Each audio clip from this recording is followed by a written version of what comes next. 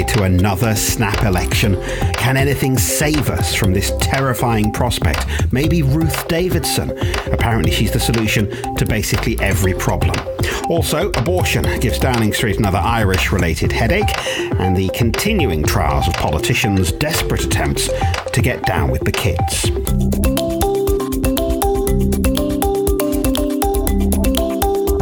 Hello, Paul Osborne here. Thank you for downloading the latest podcast. There are some things you never want to hear about, like a tax bill, say, or an unexpected phone call from your doctor.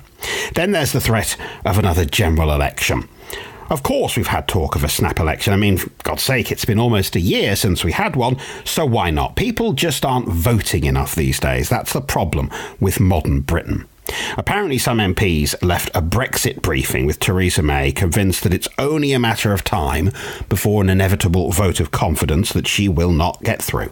And at that point, unable to find a replacement who appeals to both hardline Brexiteers and committed Remainers, the only solution, apparently, is to have another general election, because after all, the last one went really well for the Conservatives. Now look, I enjoy elections. I enjoy elections more than any normal person ought to. But seriously, we're having too many elections. Much like the fabled Brenda from Bristol. I can't stand this. Let's see if Robert Meakins any more fired up by the prospect. Robert, some Tories are apparently in the process of trying to get themselves pre-approved as candidates for this mythical snap election. Jeremy Corbyn's apparently put Labour on permanent alert for a sudden poll. But at the same time, I can't imagine that even the most suicidal Tory would volunteer for a repeat of what happened to them last June. The best outcome would probably be a full-on hung parliament, maybe Labour ahead, maybe it ends with Jeremy Corbyn in Downing Street. So I can't help wondering if this is a particularly desperate form of party management, sort of pointing a gun at your own head and threatening to pull the trigger. Get in line or I'll kill the whole government. Yeah, I mean, but times are, without doubt, to put it politely, volatile. And I think it'd be foolish to rule out the possibility. Yeah, just look at what's happened over the last couple of years. Theresa May faces all manner of barriers and booby traps over the coming weeks and months as Brexit slowly, perilously progresses. So who's not to say that that the Commons could scupper her, Parliament could scupper her, that she might be forced into a corner, that her party might just panic and press the eject button? I don't think we can rule it out. There's clearly no majority in the Commons for a hard Brexit, but at the same time, the hard Brexiteers are clearly unwilling to accept any kind of compromise, and you suspect that they might actually think that it's better to lose an election than see Brexit be watered down. Well, I think that's exactly the big danger for Theresa May, because we always hear this idea of, they won't do this because they'll be too fearful of letting Jeremy Corbyn in. This issue is so deep-rooted in the Tory party. This civil war inside the Conservative Party has gone on now for political generations, and it's come to a head. And these people aren't going to let this go. So I do think, if it really came down to it, would it be a question of saving a government or pursuing what they consider to be the honourable, right, pure Brexit? I think that many would want to go for the latter. And they might actually be thinking, well, yes, but we'd have a new leader. We'd have a fresh new face to take on Jeremy Corbyn, though God alone knows who it'd end up being. But they might think that gives them some kind of short-term advantage over Jeremy Corbyn. The voters might also come to the conclusion that a party that can't last 12 months without having to call an election is probably A, not a party that should be running the country, and B, certainly not one that should be negotiating Brexit. Yeah, I mean, there's always the temptation that a fresh face, a new leader will give you that boost and that new sense of initiative and fresh purpose. But as you say, I think it's more likely that a lot of voters would think, well, how can we really take the Conservatives all that seriously presently as a governing party when they clearly can't govern, when they clearly have to keep on going back to the polls? So I think it would be damaging for them. And the people who keep agitating and saying, well, there's going to have to be an election at the end of this, it's the only way we're going to resolve it, I don't think they've actually thought it through in terms of, OK, let's say you mount some kind of coup against Theresa May. Let's say you push through a no confidence vote and she doesn't survive it, then what? Who the hell takes over? Who is there lurking in the Conservative Party who is in a position to step in immediately to take over as Prime Minister within days and unite this party? Obvious names are bandied around. I mean, if you go the old-fashioned route and look at the bookies presently, as uncomfortable as it is for some people, Jacob Rees-Mogg remains the bookies' favourite. I mean, for God's sake, what kind of world do we live in? Indeed. And then Boris Johnson, although I know we've spoken many times recently and suggested his popularity has possibly somewhat waned, but he is still considered, someone who's lurking there as a possibility. Obviously, a prominent Brexiteer. He's also Foreign Secretary, a very problematic one recently. I imagine he would be considered. Michael Gove, another Brexiteer. Well, let's talk about Michael Gove, because one theory that's been floating around the last few days is that Michael Gove would take over as a caretaker Prime Minister to pave the way for Ruth Davidson to take over in 2021. This is the dream scenario, that Ruth Davidson would swoop in after the next Scottish parliamentary election and save the Conservatives. As we say, she has committed to fighting the 2021 Holyrood election. She's also pregnant. Now, look, that's no barrier to continuing in high office, but you suspect that perhaps saving the Parliamentary Conservative Party might not be at the top of her list of objectives right now. And at the moment, she's given absolutely no indication that she is going to be parachuted into a parliamentary seat in time for the general election. And yet there are a lot of Tories who've got their heads around the idea that Michael Gove can step in for a while. Maybe we should start calling him the caretaker now. He can step in for a bit, and then Ruth Davidson comes in on a white horse, saving the Tories from whatever ridiculous oblivion a brief Michael Gove premiership might lead them to. Yeah, I mean, it's good old-fashioned fantasy football politics, this really. And for a start, I don't believe that Michael Gove would ever see himself as caretaker leader material. He's either leader or he isn't. While Ruth Davidson is an attractive proposition to many in the Tory party, inevitably right now, she's a very different sort of Tory politician. She's considered someone who could reach out to all manner of areas that Theresa May can't. I just don't think the timing works right now. She's only turns 40, I believe, in the autumn. I don't think she's in any real hurry. I do think she'll end up coming south at some point as a politician, but as a Westminster politician. But I don't think that's going to be until arguably the early 2020s. I don't think she's going to be that immediate solution to the Tory party's troubles. If you're Ruth Davidson, why would you do it now? Why would you possibly throw yourself into this disaster? You'd wait until the wreckage had settled after the inevitable implosion and come in and pick up the pieces. Indeed. They say she's got plenty of time. This would be an awful period in political history to become, the Conservative Party leader, as Theresa May well knows. I think, there's every chance she will certainly be a front runner for Tory leadership in the future. I just don't think that's going to be anytime soon. Now, interestingly, Ruth Davidson did outscore all the other Tories in a poll a couple of months ago that asked which politicians people thought had what it took to be a good Prime Minister. She got 30%. 30% of people thought Ruth Davidson was up to the job. Now, that compares to 17% for Boris Johnson, 11% for Michael Gove, for the caretaker, and 6% for Gavin Williamson. Gavin Williamson, a man who this week lost an argument with Richard Madeley. A particularly Alan Partridge moment. All British listeners will certainly get that reference. Madeley did what many interviewers fantasise about doing. Gavin Williamson, in his normal, rather robotic way, wouldn't answer a question about the way he handled the recent Russia crisis. And Richard Madeley said, all right, well, I'm terminating the interview. I'm sick of hearing these rather shallow, hollow sound bites. It was very entertaining stuff. Very Alan Partridge, as you say, and very much I think Madeley's trying to out Morgan Piers Morgan. For those people who aren't in the UK, he is standing in for Piers Morgan, one of the proudest exports Britain's ever produced, who presents the breakfast show on ITV, Good Morning Britain. Richard Madeley standing in for him. As you say, he sort of rather petulantly shouted at Gavin Williamson. He had a point, though, which is that politicians are bloody awful at answering questions, and Gavin Williamson in particular is especially bad at not answering them, because he couldn't be any more obvious if he had a giant neon sign with evasion written on it flashing over his head. Gavin Williamson, of course, again, many consider him made for great things. We're talking about Tory leadership contests. I'm sure Gavin Williamson thinks further down the line he could be in the running. Well, you've said before that there's hardly a single MP at Westminster who doesn't, in the back of their head, think that they're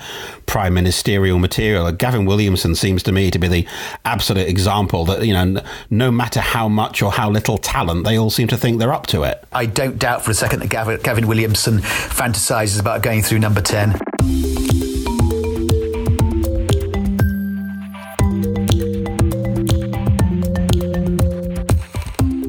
Now, if Brexit doesn't finish off Theresa May, maybe abortion will, because last week's vote to legalise abortion in the Irish Republic created an immediate political headache for the Prime Minister. Northern Ireland will soon have far more restrictive laws on abortion than the Republic, as well as being entirely at odds with the rest of the UK. But Theresa May's great mates in the Democratic Unionist Party insist the referendum will make no difference to their opposition to abortion, and nothing will change in Northern Ireland as a result.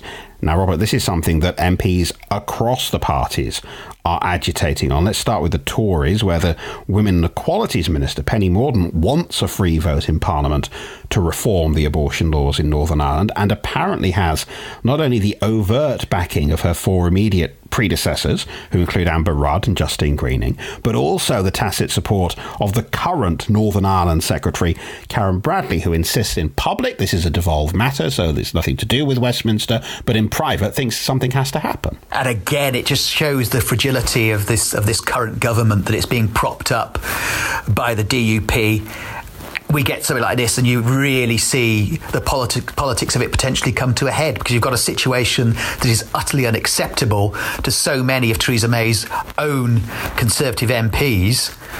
Yet, while the DUP certainly aren't going to budge on the abortion issue at the same time. So I really do think this could become another explosive problem for Theresa May as these weeks unfold. And then meanwhile, there's a Labour MP, Stella Creasy, who wants to amend a domestic violence bill that's going through Parliament and insert a clause that would allow abortions in Northern Ireland. Now, look, the DUP have said they won't wear it. As you say, their 10 MPs are propping up the government. There has been speculation this week that they're not going to bring down the government over the issue of abortion, but they've been pretty strident about it the last week or so since the referendum in the Irish Republic. Abortion is a devolved matter. The Northern Ireland Assembly hasn't sat now for about a year and a half, so it's very hard to see how this gets resolved, and it's very hard to see how Theresa May escapes this charge of hypocrisy. You say you're a feminist, you've accepted that women travelling from Northern Ireland for abortions, that those abortions should be paid for on the NHS. But when push comes to shove,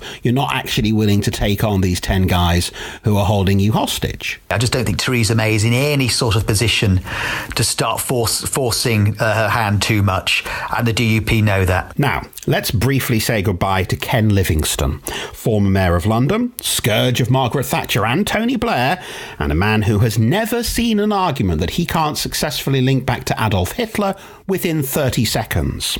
He has finally quit the Labour Party while insisting he's done absolutely nothing wrong and is definitely not anti-Semitic. Robert, apparently these allegations had become a distraction, so he left to spare Jeremy Corbyn any further embarrassment. To be honest, if he wanted to spare embarrassment, he could have gone a couple of years ago, couldn't he, really? He's also talked about how he might apply to rejoin Labour in a couple of years' time, and of course by resigning avoids being disciplined or being expelled, which I think quite a lot of people inside the Labour Party would rather have thought should have happened. Like lots of prize fighters, I don't think they never know quite when to leave the ring, and Ken has clung on and on and on through various indignities with people who have long been close allies of his calling for him to go, and belatedly, yes, finally he said, I will go, but then of course Ken being Ken says, but I still might be back. And in the manner of his going, he says he hasn't done anything wrong, he's only going because it's harming Jeremy Corbyn. He doesn't think that any of the things he ever said about Hitler being a Zionist and all this nonsense, he doesn't think any of that was anything wrong with it at all. There's no reason why he should be. He's only going to help out his good mate Jezza, who, with a nod and a wink, kind of agrees with me. That's always been the way he's been. He's always gone against the grain, and of course has often come out on top in the past politically, so he's certainly not going to change his spots now. In terms of the whole Hitler and Zionism issue, I mean, Ken really just resembled some old-fashioned pub bore. You hear these people, prattling on in a bar sometimes with their sort of amateur conspiracy theories about various things. And when it came to this, that was Ken's level. But of course, Ken being Ken, he just wouldn't let it go. He just wouldn't back off. And still to this day, if you get him on the airwaves, he'll still start prattling on about the issue over and over again. It's been a rather bizarre and messy chapter in the latter part of Ken's career.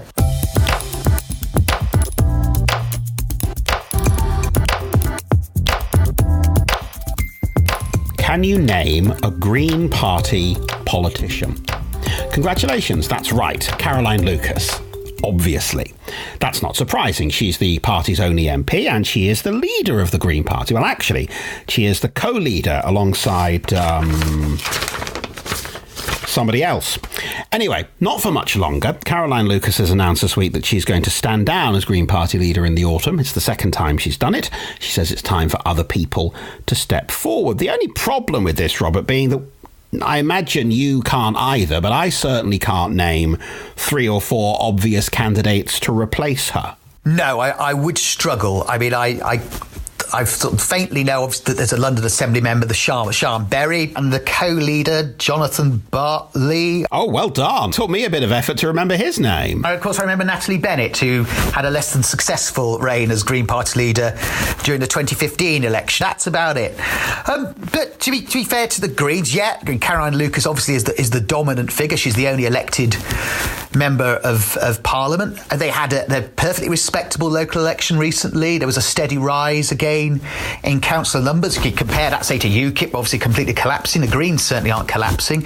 So they are a steady and ongoing presence on the British political landscape. Not a huge one, admittedly, but I don't see them, falling away. Certainly not collapsing anytime soon. You mentioned Natalie Bennett, and in the 2015 election that she was leader for, the Greens increased their share of the vote from 1% to just under 4%.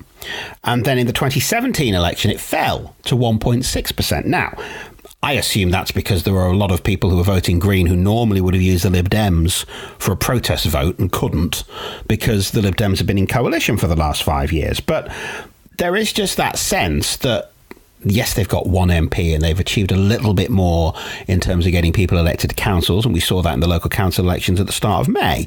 But the momentum's just kind of fizzled out, hasn't it? Yeah, I mean, say it's nothing remarkable in terms of the Green Party performance. They're just hovering around and they're still there. The Green Party can at least honestly say, right, we may have been squeezed to a certain extent, but their heads are still above water, put it that way.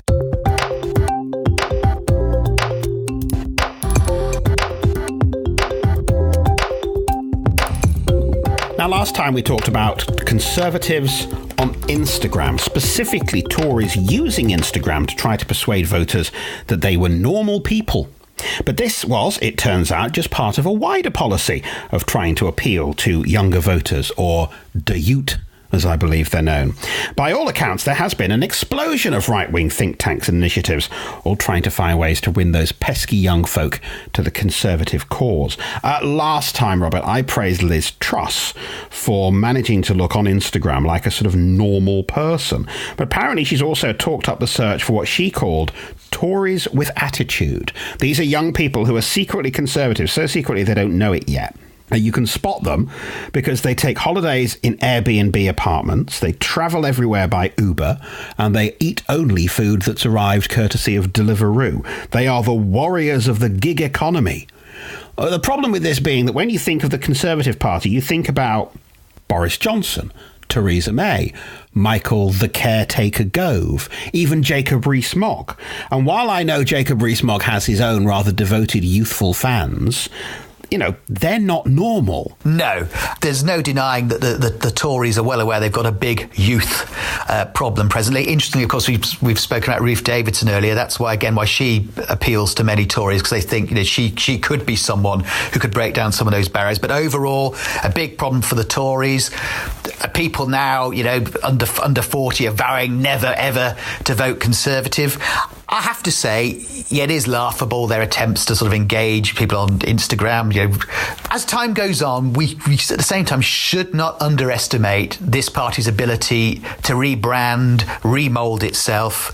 Right now, it does seem a little ludicrous, but who's to say in 10, 15 years it won't be a very different scenario. Right now, you speak to most 35-year-olds and they'll say, over my dead body will I ever be voting Conservative. I wonder by the time when they hit 50 that'll really still be the case. It's being floated that if you join the Conservative Party in future, you might get a Nando's discount card. I mean, now, come on. Young people love seasoned chicken. So it's not that much of a leap. They love seasoned chicken. Maybe they'd love free market economics. Yeah, I get the feeling that was an idea at Tory HQ, possibly among some sort of Tory aides of a certain age, having probably drunk too much coffee, who then sent it as an email, and it's got green lit, and it, of course, actually is ended in embarrassment, because I think Nando's have said, quite understandably, but they don't really want to have a party political affiliation. That's not entirely helpful for business. Well, let's finally get an update on Labour Live, the North London Open Air Festival of Politics and Pop, dubbed Jezfest by the tiny number of people who are actually going. Now, we've talked about this before. Still, only a very small proportion of the 15,000 tickets have been sold. They asked Labour MPs to talk it up. Only a handful of them bothered to mention it on Twitter. One report this week suggesting they might lose more than £1 million staging this ludicrous party. I can think of a couple of thousand things that are probably more entertaining than a day-long festival of singers and left-wing oratory, like hanging around in Nando's with some Tories. And I mean, you can see why they've got a little carried away. Look at the scenes from Glastonbury last year when everyone's singing, "Oh, Jeremy Corbyn." They probably thought, we've caught the wave here. Let's sort of manipulate this as hard as we can. But no, this hasn't caught at all, has it really? And it's been an embarrassing one for the Labour Party. I think what it comes down to is, yes, Jeremy Corbyn has a huge young fan base, and of course a lot of young people, what do they like doing? They like going to music festivals, and they're into the latest bands, inevitably. But I think when he starts trying to force it down people's throats and say, hey, we can take ownership of this, we're the Labour Party, and you can like us, and we could just hang out with you at all these events, then I think you're stretching things, then I think you're pushing things too far, as the take-up for this said event possibly proves.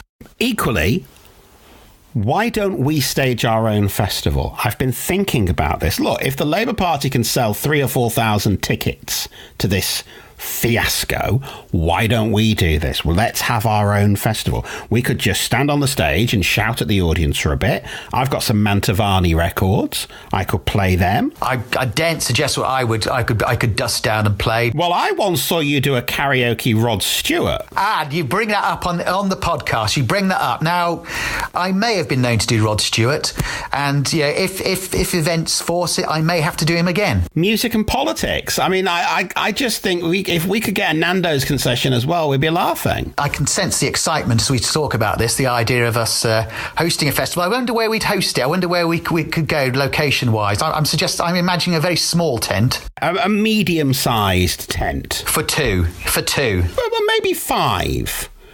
Maybe 5 or 6 people. Get in touch if you'd like to come to our festival. And who knows, we could make this dream a reality. We're not going to do it. I'm seeing you on keyboards already, a la Pet Shop Boys. That's exactly it. The grumpy bloke at the back with the sunglasses on. I know that's your fantasy, That's your fantasy. That's what this is about. That's always been my fantasy. I'm only doing this because I'm not the third Pet Shop Boy. We'd be reduced then from me doing a dodgy Rod Stewart impression while you play keyboards behind. That's a combo I think Britain can probably be spared. Well, as I say, if there's overwhelming public demand, there's nothing we can do about it. So get in touch on Twitter at Party Games Pod to demand this festival that the public want to see. They want to see me play the keyboard. They want to hear you sing Rod Stewart songs. let's make this dream happen. But we'll wrap it up there for now. So thank you to Robert. Thanks to you for listening as well. And until next time, goodbye.